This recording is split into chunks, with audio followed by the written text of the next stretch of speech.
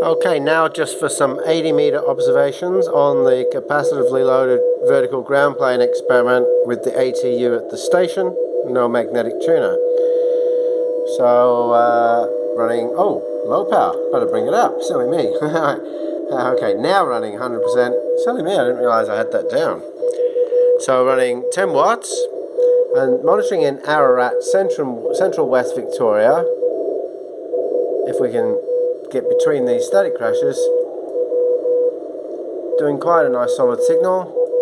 S8 sometimes hitting S9, but so are the static crashes. But there you go, good S9 there. So it's doing very well. And again, I'll just grab the field strength meter and I'll rest it on the coax. And we've got no coax shield activity.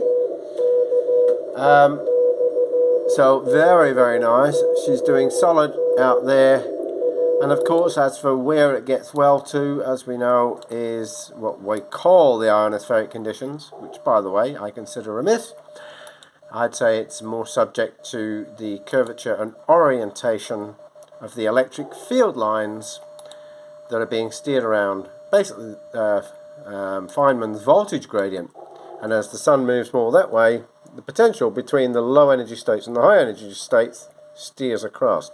Anyway, that's my view.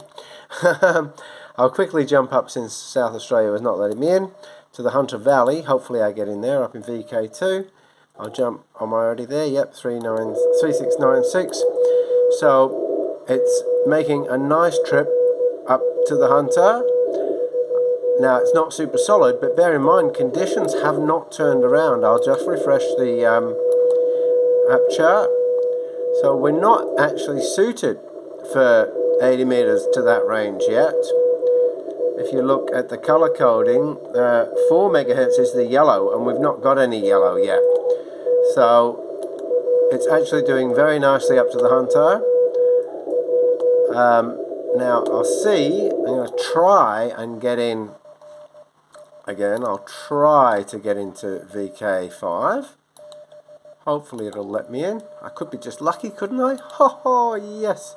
And I'll just tune that one so it's not on the right frequency yet. 3696. Here we go. Get rid of that band. And sorry, my mouse is playing up. So there we go. So pretty much a good S7, S7 plus. So it's doing very nicely.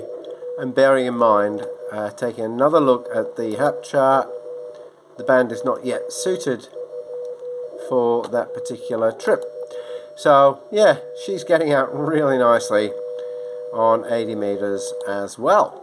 So just a quick observation there. And like I've shown, I didn't realise I had it down, but yeah, she's at 100%, which is 10 watts. Beautiful.